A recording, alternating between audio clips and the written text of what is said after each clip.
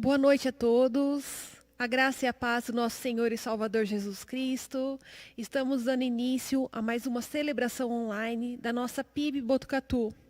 E queremos desde já agradecer a cada um de vocês que tem nos seguido nas redes sociais, que tem nos acompanhado, que tem compartilhado os nossos conteúdos. E que, se for possível, compartilhe esse link do culto com outras pessoas, porque temos certeza que muitas vidas serão abençoadas pela palavra que será ministrada nessa noite. Eu estarei lendo um versículo. Hoje eu escolhi alguns versículos que se encontram no livro de Lamentações. Temos vivido momentos de enclausuramento ainda, né? Momentos que não são tão fáceis, coisas que a gente ainda, mesmo que já se passaram quase 3 meses, mas ainda passamos por dias em que muitas vezes sentimos nosso coração amargurado, nossos pensamentos tristes. E pensando nisso, uma palavra que veio ao meu coração, que está em Lamentações 3, a partir do versículo 21. É algo que eu peço sempre ao Senhor, que faça comigo e que você possa estar pedindo também para o Senhor. Diz assim no versículo 21. Quero trazer à memória o que pode dar esperança. As misericórdias do Senhor são a causa de não sermos consumidos, porque as suas misericórdias não têm fim. Renovam-se cada manhã. Grande é a tua fidelidade. A minha porção é o Senhor, diz a minha alma, portanto esperarei nele. Que essa palavra fique em seu coração, e se pensamentos de tristeza surgirem em sua mente, se você tiver aquele momento em que pensamentos do passado, que nos afligem muitas vezes, seja de remorso, seja de pensamentos ruins, o que for, que você clame ao Senhor: Deus, me traga à memória, Senhor, pensamentos de esperança, pensamentos de paz, pensamentos que me façam agradecer a cada momento, porque é esse nosso coração, é isso que devemos ter, a gratidão em cada momento de nossas vidas.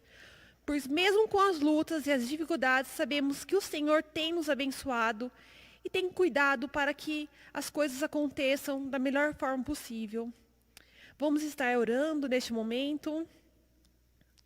Querido Deus, muito obrigada, Pai querido, por cada um dos teus servos, cada um dos teus amados que nos acompanham, que estão nos assistindo, ou até mesmo aqueles que não estão, Senhor.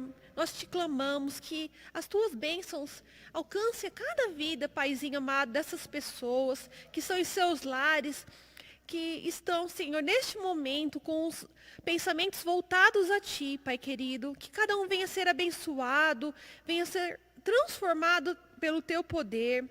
Nós sabemos que são dias difíceis que cada um de nós temos passado, mas temos a certeza de que o Senhor nos ama, de que o Senhor quer o melhor para nós, e o Senhor tem, meu Deus, tem estado conosco, assim como o Senhor falaste na tua palavra, que o teu Espírito Santo está conosco. Nós cremos e te agradecemos, ó Pai, porque nada é mais precioso do que o teu amor. Pai amado, abençoa, Senhor, cada lar neste momento, a cada vida. Vai de encontro, ó Deus, ao desejo de cada coração, Senhor, para que a tua vontade seja manifesta, Pai, seja alcançada, Pai, em nome de Jesus. E nós te agradecemos por tudo que o Senhor tem feito, Pai amado. Em nome de Jesus. Amém. Amém, amém. Como é bom nós podermos estar juntos e partilharmos mais uma vez da palavra de Deus. E hoje nós vamos dar sequência à nossa série de mensagens Reset. Reset é uma série de mensagens que a ideia é ressignificarmos esse tempo que a gente tem vivido. É uma palavra que vem do campo tecnológico, vamos dizer assim, da área de computação, de internet, reset, recomeçar, zerar. E talvez seja um momento para a gente refletir sobre muitas coisas nas nossas vidas. Na semana passada, eu tentei lhes falar sobre o valor da vida humana, porque quando nós pensamos em começo, nós já nos lembramos de Gênesis, princípio, início, começo. E a Bíblia, de fato, ela começa em Gênesis 1. Pastor, mas é óbvio que começa em Gênesis 1. Não, não é óbvio. Não é óbvio. Não é óbvio porque muitas vezes nós nos esquecemos, e é isso que eu tentei lembrar semana passada, de que nós somos homens e mulheres à imagem e semelhança de Deus. Então não é tão óbvio assim, porque eu salientei a morte de vários irmãos de cor preta, que são mortos como se não fossem gente. Então não é tão óbvio assim, concorda comigo? Então, relembrar, ressignificar é preciso. É preciso. Então nós começamos em Gênesis 1, porque o Evangelho começa em Gênesis 1. Deus conduzindo todas as coisas, organizando, colocando em ordem o caos. E esse aspecto da criação humana, da raça humana, parte desse princípio de que somos seres humanos, somos iguais. E agora, nós vamos para Gênesis capítulo 3. Onde nós temos o relato da queda. Não é onde aparece pela primeira vez num texto sagrado a palavra pecado, não é. Mas é onde relata a queda. E quais são essas implicações da queda para nós como humanidade? Nós que fomos criados à imagem e semelhança de Deus, nós que fomos criados à imagem e semelhança do Senhor, homens e mulheres iguais. O que a queda implica para nós? Quais são as dimensões da queda para nós como humanidade? Nós saímos de um lugar e precisamos voltar para esse lugar. Então o tema de hoje vem em Gênesis 3, a partir do verso 14. De volta ao lugar. Mas que lugar é esse? É o lugar que nós nunca deveríamos ter saído. É o lugar que a queda, e nós vamos pensar o que foi essa queda, nos tirou.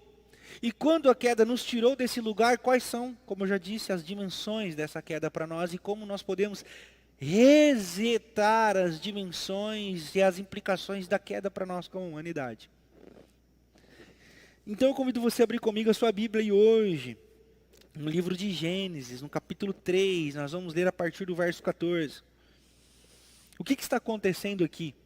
Aqui atribuída a Moisés a autoria desse livro, escrevendo para ex-escravos israelitas, hebreus, que eram escravos no Egito, que agora estão libertos, mas que por conta dessa liberdade estavam se perdendo, criando facções, se dividindo. Então Moisés escreve. Então a ideia de Moisés não é científica, e nem doutrinária, é uma ressignificação das relações. Então ele escreve, olha, o mundo estava um caos, e Deus organizou o mundo, Deus organizou as relações, Deus organizou os valores humanos, Deus estabeleceu as relações humanas, mas a queda aconteceu algo. E aí ele diz assim que existia uma árvore no jardim, e a poesia, isso é uma poesia, pessoal, isso é uma poesia, e eu vou explicando o contexto dessa poesia. Ou seja, Deus estabeleceu limites para o homem, e o homem extrapolou esse limite. E o que é essa extrapolação do limite? O que implica a queda? A implicação da queda é: o homem saiu de onde não deveria ter saído, que é a mão de Deus, o cuidado de Deus, os princípios estabelecidos por Deus. O homem se lançou para fora. E o que é se lançar para fora? É trazer para dentro de si tudo aquilo que não era para trazer. Daí o ingerir o fruto proibido. Daí comer da árvore do bem e do mal. O homem traz para si um status de Deus. E Deus diz assim: não coloquem para vocês o status de Deus, porque se vocês saírem do lugar que vocês devem estar, vai dar ruim. E o homem sai. Essa é a leitura de Moisés. O homem se perdeu, o homem saiu do seu lugar. E Moisés escreve esse livro como dizendo assim: nós precisamos voltar para esse lugar. Mas o texto que nós vamos ler hoje é a narrativa saída do lugar onde nós não deveríamos sair. Então, ele está dizendo que a serpente enganou a mulher, e aqui eu poderia dar vários contextos da influência no escrito, e não quando Moisés escreveu, óbvio, mas no escrito de quando tiveram acesso da influência grega, da caixa de Pandora, enfim, mas eu não vou por esse caminho, mas narra a serpente que engana a mulher, que engana o homem, e todo mundo se perde. Esse texto que equivocadamente muitas vezes é usado para pejorar a figura feminina. É usado para trazer implicações moralistas. Nós precisamos entender o texto e é isso que eu quero tentar fazer essa noite aqui. Mas o contexto é esse. Moisés está escrevendo que tinha uma árvore no jardim, que Deus colocou uma árvore no jardim, e ali nessa árvore havia um fruto que não era para eles comer, e a serpente enganou a mulher, que enganou o homem, e eles comeram. E aí Deus vem ter um encontro com essa humanidade, e Deus diz assim, o que vocês fizeram? O que vocês fizeram? Alguém fez alguma coisa de errado.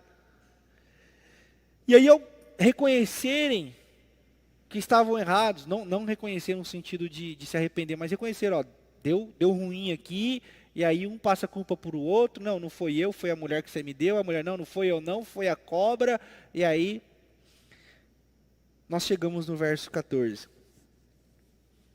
O verso 14 começa assim, então o Senhor declarou à serpente,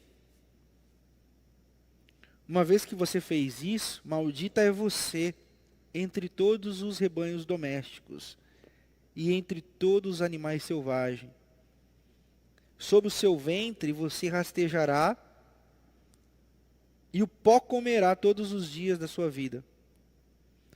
Verso 15. Porém inimizade entre você e a mulher, entre a sua descendência e o descendente. E este lhe ferirá a cabeça e você lhe ferirá o calcanhar. Nós vamos ler esses 2 versículos por enquanto. E nós vamos pensar, será que Deus está falando da sucuri? Será que Deus está falando da cascavel, da surucucu, da sogra? Não. Não. A primeira implicação de que quando nós nos lançamos para fora da mão de Deus, do lugar onde nós não deveríamos sair, quando nós saímos do lugar que nós não deveríamos sair, a primeira dimensão que Moisés narra aqui é a natureza sofre. A natureza sofre. Por causa da desobediência humana, a natureza padece. A natureza sofre por causa do lugar que o homem saiu onde não deveria sair. Ou seja, o homem se torna aquilo que não era para ele se tornar. O homem faz aquilo que não era para ele fazer. E a primeira dimensão que é afetada aqui no texto bíblico que nós temos é a dimensão da natureza, da ecologia. Por isso que nós precisamos falar de pecados. E é desse pecado que eu quero falar. O primeiro, o pecado que é o descaso do homem com a natureza. Isso é motivado por causa do pecado, do homem caído. O homem caído coloca em xeque a natureza criada.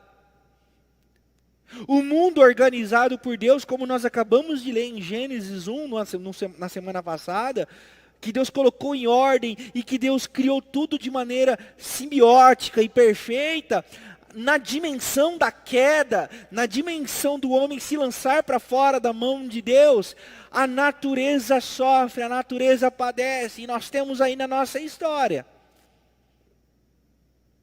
desmatamento, poluição, aniquilamento de animais, ou seja, animais estão sendo extintos por causa da mão e do agir do homem, e isso é pecado.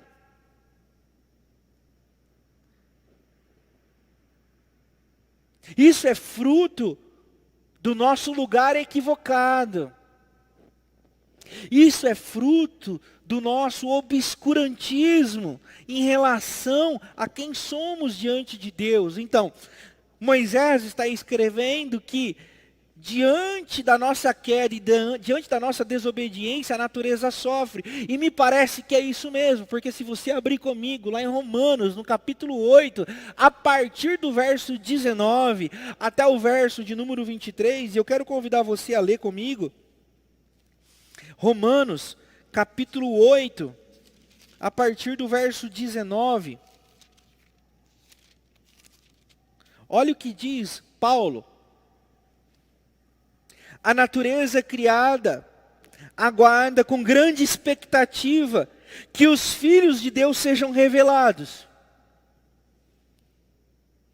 Pois ela foi submetida à inutilidade. Não pela sua própria escolha, mas por causa da vontade daquele que a sujeitou na esperança de que a própria natureza criada seja libertada da escravidão, da decadência que se encontra, recebendo gloriosa liberdade dos filhos de Deus. Sabemos que toda a natureza criada geme até agora, ou seja, a primeira implicação da queda do homem é o fazer sofrer o mundo criado, a ecologia, o global. E olha só que interessante, isso é fantástico. Tudo que nós fazemos à natureza gera implicações diretas à nossa existência. A lua influencia a maré, que influencia na nossa vida. O desmatamento na Amazônia faz com que haja sequidão no sudeste brasileiro. Quando nós não cuidamos de uma parte, nós não apenas maltratamos uma parte, mas nós maltratamos todo um sistema. Isso é pecado. Isso é porque o homem saiu do lugar onde não deveria ter saído. Então, nesse reset, o primeiro aspecto que nós temos que voltar é a nossa consciência ecológica. Isso é evangelho. Nesse ano de 2020, a Amazônia está superando todos os recordes de desmatamento. Negar isso é pecado.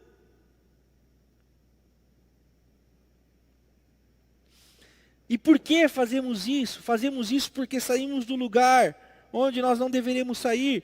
E quando nós saímos do lugar onde nós não deveríamos sair, nós nos perdemos da imagem de Deus.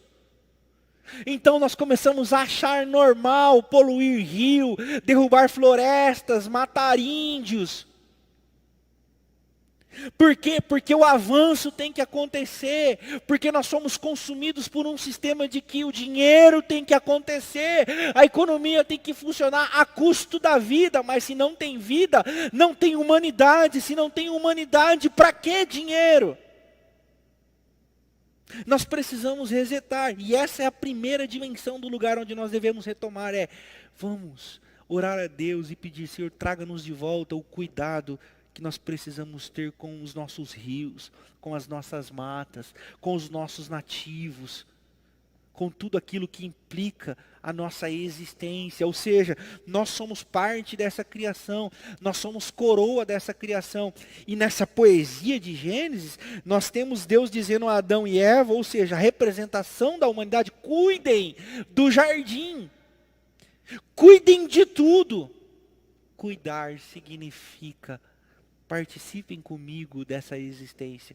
Mas como nós saímos do lugar, nós estamos destruindo, existindo para destruir. E o que Deus quer fazer com a gente? Trazer-nos de volta para o lugar da consciência ecológica. Pequenas ações, copos de plástico, canudos, economia de água, economia de energia elétrica, pequenas ações são importantes. Precisamos voltar para o lugar. Precisamos voltar. Continuando o texto. Verso 16. A mulher, ele declarou, multiplicarei grandemente o seu sofrimento na gravidez. E com sofrimento você dará à luz filhos. Seu desejo será para o seu marido, e ele a dominará. A segunda implicação da queda, da desobediência, do deslocamento do lugar onde nós não deveríamos sair é o esquecimento do outro. Por quê? Preste atenção. Quando Deus, lá em Gênesis capítulo 2, cria Adão e Eva, e ele explica como que ele fez tudo, e a poesia nos narra de uma forma muito interessante. Se em Gênesis 1, 27, ele fez homem e mulher, macho e fêmea, os criou à sua imagem e semelhança, ele está falando de unidade da raça humana. Em Gênesis 2, ele ratifica a mesma essência. A mesma essência. Se Adão ele faz do pó do barro, ele faz a mulher da costela de Adão, para que não haja aquele negócio, você me fez de terra melhor, pegou um barro melhor, um barro de melhor qualidade, esse barro aqui ele era mais nobre. Não, eu fiz um do barro e o outro do outro, para que todos sejam iguais. E a segunda implicação da queda é a desvalorização do outro, a objetificação do outro. Carl Jung, um pensador, psicólogo, ele diz uma coisa muito interessante. Ele diz o ânimos e o ânima. O ânimos é um ambiente, ou o ser, no que tange a masculinidade. O ânima é no sentido da feminilidade. E ambos devem fortalecer a existência. Mas a queda não. A queda nos coloca diante de uma guerra de gêneros. O que o texto sagrado está nos revelando é que a queda nos coloca diante de machismos e patriarcalismos. A queda nos coloca diante desse texto como a mulher deve se subjugar ao homem. A mulher deve ser explorada pelo homem. E daí nós temos uma cultura machista e patriarcalista. Mas não percebem que essa é uma dimensão da queda e não um estabelecimento para que o povo viva. Na realidade, quando Jesus nos resgata, Ele nos resgata dessas dimensões da queda. E qual é essa segunda dimensão da queda? O homem é maior do que a mulher é maior do que o homem. Jesus nos resgata disso. Jesus nos resgata dessa capacidade que a gente acabou criando quando saímos do nosso lugar, de onde não deveríamos sair, de julgar o outro, de oprimir o outro, de escravizar o outro, de matar o outro. E não é de se admirar. Agora, nessa quarentena, os números aumentaram absurdamente. Que números, pastor? O número de agressão a mulheres dentro de casa. E um outro relato, absurdo. Os maiores números de agressões a mulheres acontecem dentro de lares evangélicos. Por quê? Porque é nos ensinado uma cultura machista e patriarcalista. De que o homem é melhor, quem pecou foi a mulher. Uma vez eu ouvi aqui nessa igreja, de um irmão que hoje já não faz mais parte aqui. Ele disse, não, a mulher que pecou, não foi o homem. Então a mulher tem que se lascar mesmo. Eu digo, que mundo é esse? Que mundo é esse, eu digo? Isso é uma dimensão da queda. Essa é uma dimensão da queda. Isso então é um lugar de queda. É na queda. É no lugar fora de Deus que a gente tem essas compreensões. É no lugar fora de Deus que Moisés está narrando. Que há sofrimento da mulher. Que há o sofrimento da guerra de gêneros. É na implicação da queda. Mas quando Jesus nos resgata de volta ao lugar, essas dimensões das quedas devem ser ultrapassadas, devem ser descartadas, porque nós agora somos novas criaturas em Cristo. É por isso que Paulo diz que agora em Cristo nós não fazemos mais parte do mundo do pecado, porque agora nós ressignificamos as implicações que a queda nos trouxe. É por isso que o mesmo Paulo escreve lá aos Gálatas, eu convido você a abrir a Bíblia. Eu quero que você abra a sua Bíblia e você leia, se possível você grife aí na sua Bíblia. Grife, porque é o texto sagrado, é a Bíblia sagrada. Gálatas capítulo 3, a Fabiana leu esse texto aqui semana passada. É conhecido como um dos versículos áureos do apóstolo Paulo.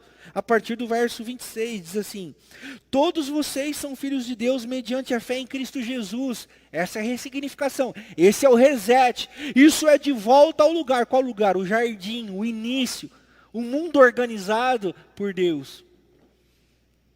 Pois os que Cristo foram batizados, de Cristo se revestiram. Ou seja, colocaram roupas novas. Já não tem mais a dimensão da queda. Não há judeu nem grego. Não há escravo nem livre. Não há homem nem mulher. Pois todos são um em Cristo Jesus.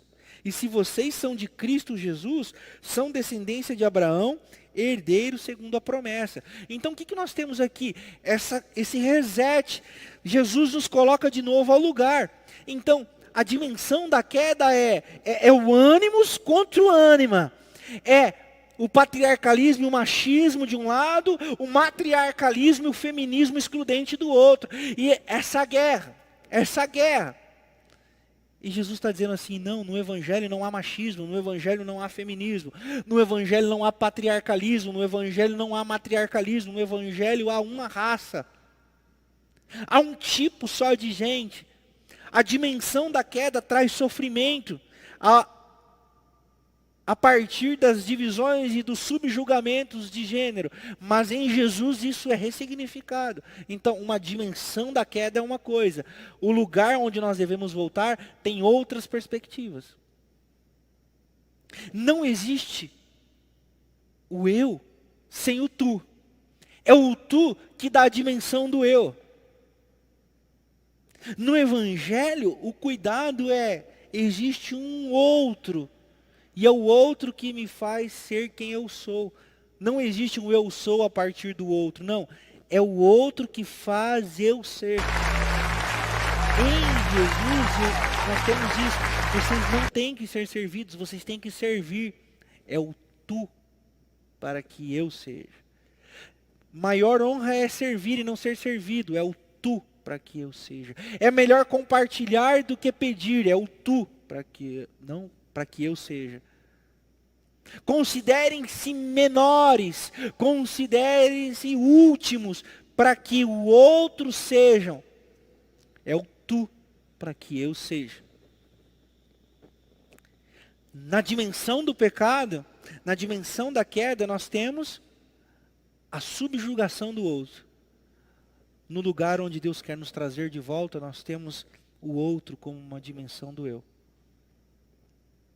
Eu quero que tu sejas, porque tu sendo, eu serei. É fantástico isso. Essa é a dimensão da ressignificação e da cura do pecado. E aí nós vamos para o terceiro aspecto, a partir do verso 17 até o verso 19. Prestem atenção. De Gênesis capítulo 3. E ao homem declarou: visto que você deu ouvidos à sua mulher, e comeu do fruto da árvore, a qual eu lhe ordenara para que não comesse, maldita é a terra por sua causa. Olha que interessante. Com sofrimento você se alimentará todos os dias da sua vida. Ela lhe dará espinhos e ervas daninhas. Você terá que alimentar-se das plantas do campo. Com o suor do seu rosto você comerá o seu pão, até que volte à terra, visto que dela foi tirada, porque você é pó, e ao pó voltará. O que Moisés está dizendo? Quais são as implicações de sairmos do lugar onde não deveríamos ter saído? Nesse terceiro aspecto, ao meu ver, ele está falando do trabalho, ele está falando da economia e ele está falando da dignidade do homem. Às vezes, ao meu ver também, não sou dono da verdade, é erroneamente interpretado que é por causa do pecado que a gente trabalha, que se não fosse o pecado a gente não trabalharia. Já ouviu isso? A gente tem que trabalhar porque Adão pecou, aquele safado. Eu vou pegar ele lá, quando encontrar no céu. além de ser uma piada muito sem graça, é sem fundamento pra caramba. Porque a gente pensa que céu é lugar de preguiçoso, né? Mas na realidade a dimensão da queda em relação ao trabalho está falando ao abuso do trabalhador, ao abuso ao trabalho. A dimensão da queda fez com que nós nos tornássemos abusadores uns dos outros. É daí que surgem os conceitos de escravidão. É daí que surgem os conceitos de o outro não tem valor, senão aquilo que ele pode me entregar. E o que eu puder tirar dele, do suor, e o que eu puder tirar do suor dele, o que eu puder lhe ferir com um espinho, através do trabalho eu farei. Essa é uma dimensão da queda. É quando eu uso o meu irmão, aquele que foi criado à minha imagem e semelhança, para me enriquecer.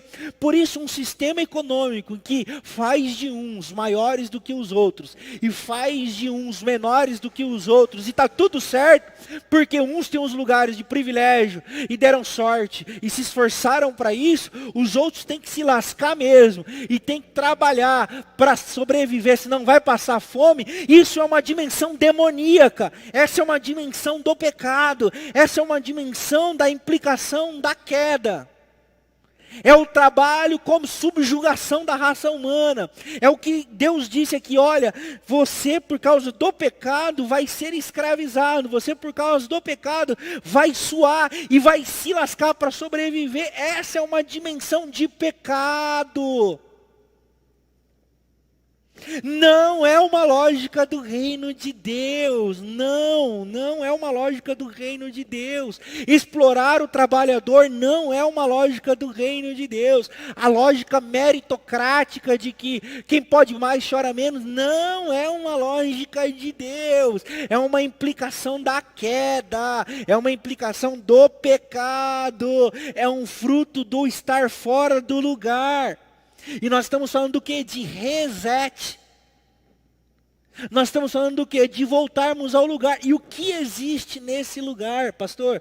O que é esse lugar então? Eu vou te mostrar. Porque a partir dessas implicações da queda, Deus ordena e orienta todo o seu povo a restabeleçam, ressignifiquem, eu quero reorganizar vocês, daí vem as leis, daí vem os mandamentos, mas essas leis e esses mandamentos não são capazes de reorganizar, e aí Deus manda o seu filho para reorganizar a parada toda. É por isso que em Jesus nós temos aquilo que a lei não foi capaz de fazer. É por isso que Jesus é maior do que a lei. É por isso que Jesus não cancela a lei. Porque a lei é boa, diz o apóstolo Paulo. Por quê? Porque ela dá as orientações, mas ela não é capaz de nos colocar de volta ao lugar. É o sacrifício de Jesus que nos coloca de volta ao lugar. Que lugar é esse, pastor? É o lugar onde Jesus quer que a gente esteja. E eu vou dizer para você o que é esse lugar, segundo essa terceira implicação da queda. Eu convido você a abrir a sua Bíblia. Nós vamos abrir a Bíblia, nós vamos ler lá a carta de Tiago, o irmão de Jesus, no capítulo 5. Eu convido você a abrir comigo a sua Bíblia em Tiago, capítulo 5, a partir do verso de número 1. Ouçam, Tiago começa escrevendo. Vejam, pessoal, a implicação da queda e vejam a implicação do lugar onde Deus quer nos colocar novamente. Ouçam, agora vocês ricos, chorem e lamentem-se, tendo em vista a desgraça que lhes sobrevirá. Aí alguns vão dizer, e ele não critica os pobres, não, ele não critica os vagabundos, não critica. Ele condena os ricos. Porque a dimensão do pecado é a esfoliação do outro. Então ele condena os ricos. E aí, não concordo. Aí já não. Bom, aí a gente tem que olhar para a Bíblia e seguir. Enfim. Ouçam agora vocês ricos, chorem, lamentem-se, tendo em vista a desgraça que lhes sobrevirá. A riqueza de vocês apodreceu, e as traças corroeram as suas roupas. O ouro e a prata de vocês enferrujaram, e a ferrugem deles testemunhará contra vocês, e como fogo devorará a carne. Vocês acumulam bens nesses últimos dias. Vejam, o salário dos trabalhadores que ceifam os campos e que vocês retiveram com fraude está clamando contra vocês. O lamento dos ceifeiros chegou aos ouvidos do Senhor dos Exércitos. Vocês viveram luxuosamente na terra, desfrutando de prazeres e fartaram-se de comida em dia de abate. Vocês têm condenado e matado o justo sem que ele ofereça resistência. Qual é a dimensão do pecado? É a esfoliação do outro, em nome do trabalho e em nome do economos. É chamado isso, dentro de um pensamento sociológico, onumos, economos. O homem da economia vem do latim. E Jesus está dizendo assim, eu quero colocar vocês em outro lugar. Porque esse homo economos é condenável, é uma implicação de queda, é uma implicação de pecado. Ai de vocês ricos. E aí, eu me lembrei, enquanto eu estudava, eu lia hoje alguns textos, eu me lembrei de Isaías capítulo 5, verso 8, que diz assim, ó. Ai de vocês, que adquirem casas e mais casas, propriedades e mais propriedades, até que não tenha mais lugar para ninguém, ou seja, até que você seja o fera.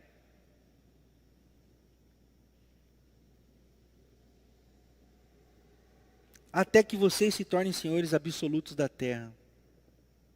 Ai de vocês, que pensam em acumular, em ter. E não é à toa que Jesus disse, olha, é mais fácil o camelo passar no fundo de uma agulha do que um rico entrar no reino do céu, porque a perspectiva da riqueza está quase que sempre pautada na esfoliação, na subjugação e no sangue e no suor de trabalhadores oprimidos. Isso é dimensão do pecado.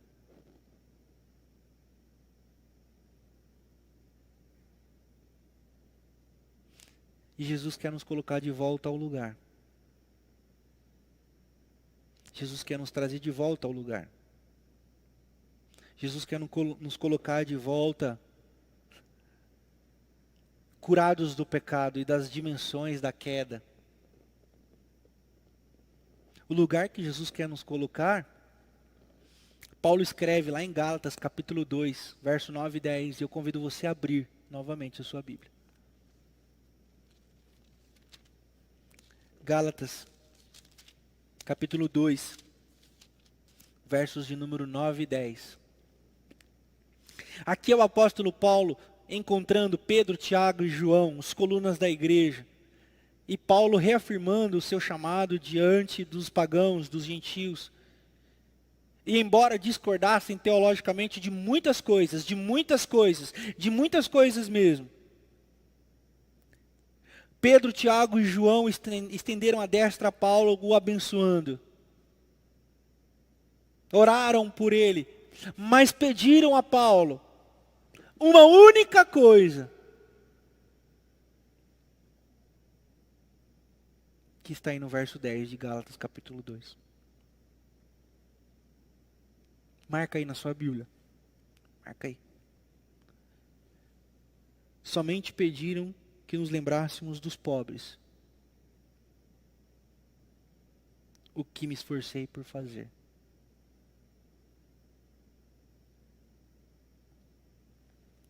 Qual é o lugar que Deus quer nos colocar? O que é voltar ao lugar? Primeiro, é nós rompermos com o pecado dos maus tratos da natureza, do esquecimento das questões ecológicas. Isso é pecado, pessoal. Isso é pecado estrutural. Segundo, nos redimir de todo machismo, de todo feminismo, de todo patriarcalismo, de todo matriarcalismo, perdão. nos fazendo seres simbióticos, seres que colaboram para o cuidado mútuo, seres que não se subjugam. E terceiro, pessoas que fazem uma leitura de mundo a partir do outro, a partir do cuidado e a partir da generosidade, a partir do prestar atenção aos que sofrem. Deus quer nos colocar nesse lugar de volta. Ser salvo do pecado não é apenas parar de errar nas questões morais. As questões morais são importantes, não adulterar, não roubar, não matar, são questões morais muito importantes. Mas a dimensão do pecado entrou para o nosso lado de dentro, lembram-se? Fala de cobiça. Fala de más intenções. Fala de preconceitos. Fala de racismos. Fala de pecados que estão do lado de dentro e que compõem a estrutura da nossa organização social e a gente não percebe. Por quê? Porque nós estamos preocupados com aqueles pecados que podem ser vistos. Então, quando nós falamos em pecado, quando nós falamos em Gênesis 3, nós pensamos em qual tipo de pecado? Nos pecados visíveis. Mas eu quero levar eles a águas mais profundas para que nós possamos combater os pecados estruturais que matam e envenenam as nossas almas. E que Jesus quer nos livrar, Jesus quer nos curar. Talvez seja esse um reset possível nessa pandemia, nós prestarmos atenção nas questões ecológicas. Por exemplo, Veneza. Deus queira que um dia eu conheça Veneza e dê um rolê naqueles barcos lá no meio da cidade. Mas olha que interessante. O comércio ecológico, os passeios turísticos ecológicos cessaram, a economia parou e os peixes voltaram aos rios. As águas tornaram-se límpidas. Porto de Galinha, os corais começaram a ressurgir. Na China, nunca se havia visto o sol na sua inteireza durante o dia por causa da poluição. Eles já conseguem contemplar o sol e a sua luz. E os entardeceres na cidade de São Paulo? Você já procurou foto? Vai lá, dá uma outra googada aí, coloca assim, ó, fotos dos entardeceres tirados na cidade de São Paulo. Não era visto. Ou seja, tem questões aí nessa parada, tem um reset necessário fazer a reflexão.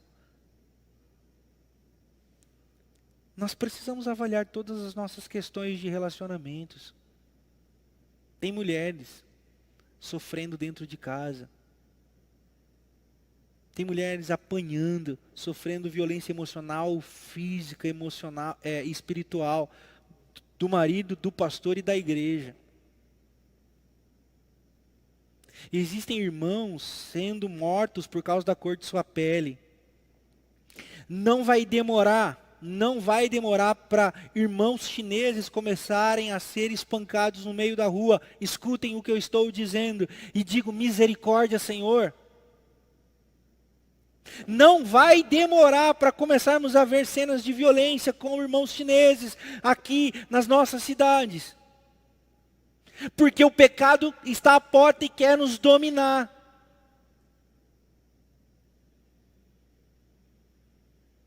O ódio quer nos dominar. A subjugação do outro quer nos dominar. Mas Jesus diz, não. Eu cuido da minha igreja e eu quero dizer para vocês, não deixem o ódio dominar vocês. A pandemia está nos colocando diante de um reset. A maior economia do mundo, o dinheiro não foi capaz de poupá-los do maior número de mortes no planeta Terra. Porque dinheiro não compra vida.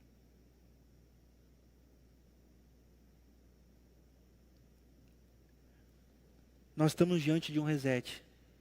Nós estamos diante de um lugar que Deus quer nos colocar de volta. Um lugar onde nós vamos ter cuidado uns com os outros.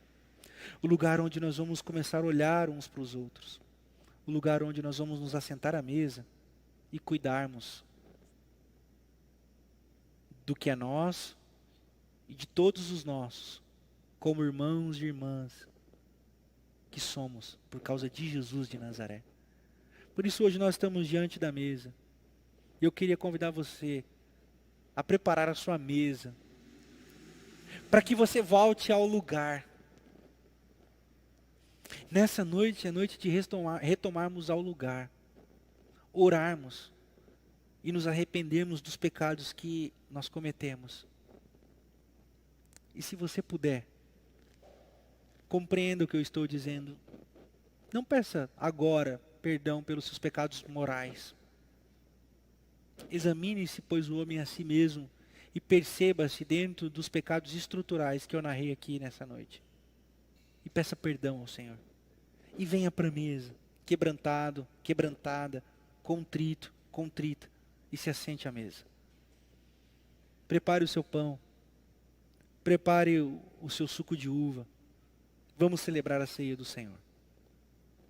Nós estamos diante dessa mesa. Não deixe que nada te afaste. Mas examine-se, pois, o homem a si mesmo.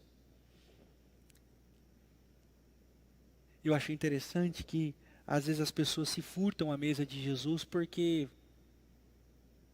cometeram um pecado durante o dia.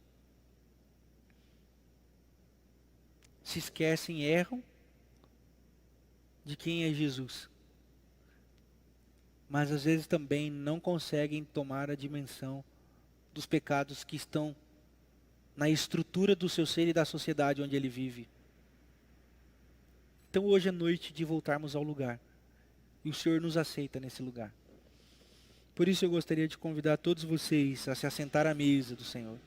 Nós vamos ceiar juntos como irmãos e irmãs. Filhos do mesmo Pai, filhos da mesma mãe. Prepare o seu pão, ou pegue o seu pão, pegue o seu cálice. Nós vamos orar. Nós vamos orar pedindo perdão ao Senhor pelos nossos pecados. Nós vamos orar pedindo para o Senhor perdoar o nosso país. Perdoar o que temos feito como nação.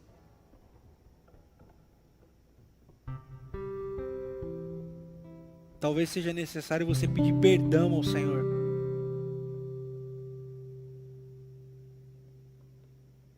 Pelo que você ajudou a construir o que temos no país hoje. Talvez eu tenha que pedir perdão ao Senhor. Por muitas vezes não perceber essa estrutura da queda. Não perceber o meu irmão. Não perceber a natureza criada. Não perceber o outro. Não perceber um sistema econômico que oprime. É noite de arrependimento mesmo. Mas é noite de cura. É noite de cura em Jesus de Nazaré. Faça a sua oração ao Senhor.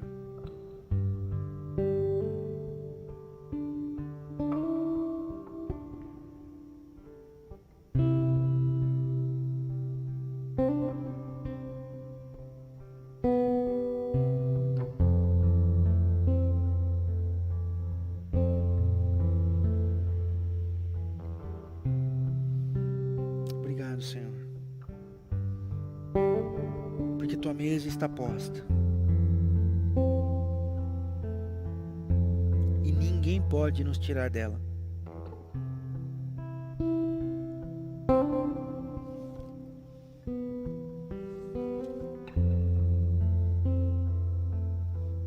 Como diz o apóstolo Paulo em Romanos capítulo 8. Pois agora já não há condenação para os que estão em Cristo Jesus. Porque por meio de Cristo Jesus, a lei do Espírito da vida me libertou da lei do pecado e da morte.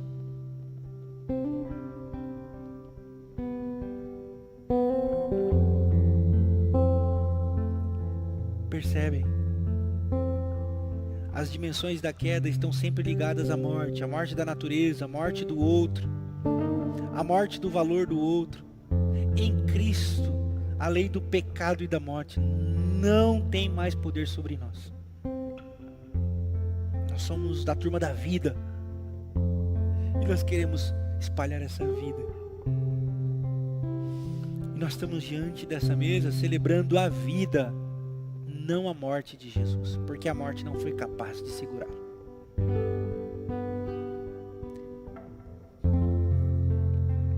Porque o Senhor Jesus, na noite que foi traído, Ele tomou o pão,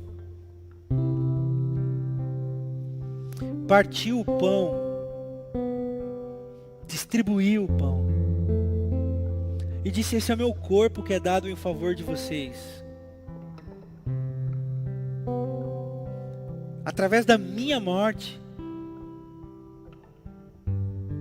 onde ela não terá a última palavra, a vida vai estar com vocês onde vocês forem, em tudo que vocês fizerem.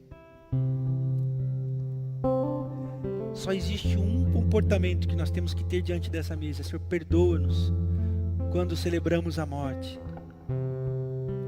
Às vezes sem perceber, sem discernir, mas nessa noite o Espírito nos revela um espírito de morte que paira sobre nós e nos convida a nos arrependermos. Mediante o corpo de Jesus entregue, nós celebramos a vida. Eu convido você que está em casa a repartir o pão com quem está na sua mesa. Reparta o pão.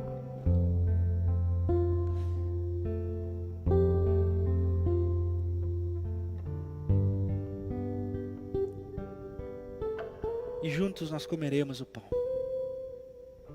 lembrando do sacrifício de Jesus. Comamos.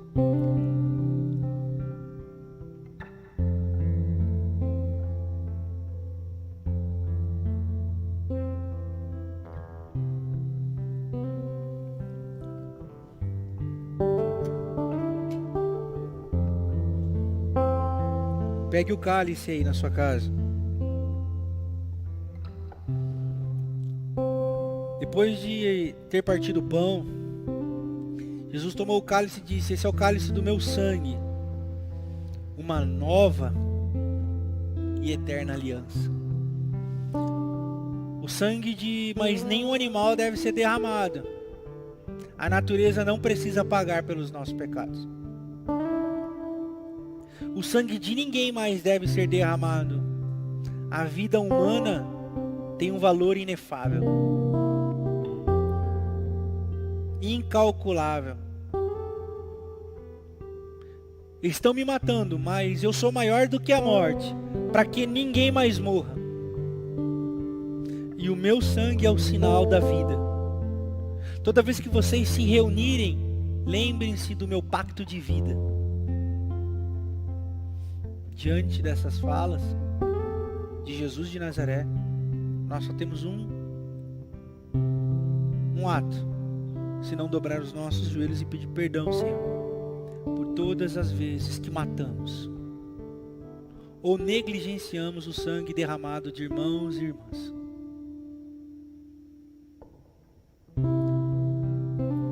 O Brasil é o país que mais mata defensores da Amazônia no mundo. Talvez porque a Amazônia seja aqui, mas aqui também estão os mais cobiçosos que querem destruí-la. O Brasil é o país que mais mata ativistas dos direitos humanos no mundo. Existe um sangue sendo derramado no nosso país. Nós precisamos pedir perdão e nos arrepender. Nós, como igreja, queremos anunciar a vida. E você aí, meu irmão, ser um agente da vida através da sua vida. Bebamos todos juntos, celebrando a vida de Jesus através de nós. Bebamos.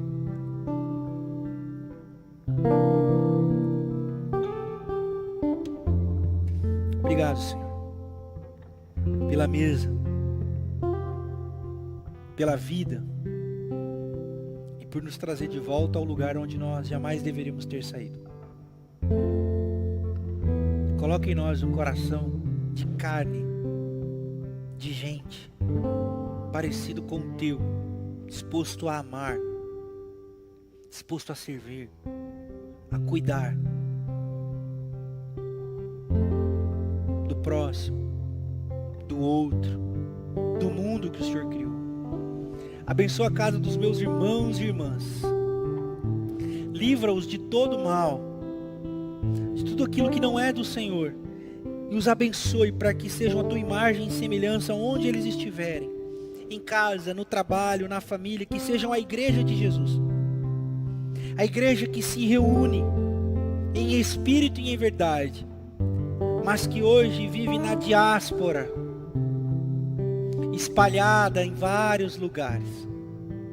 Que o teu Santo Espírito os conduza em paz, em alegria e esperança, agora e para sempre.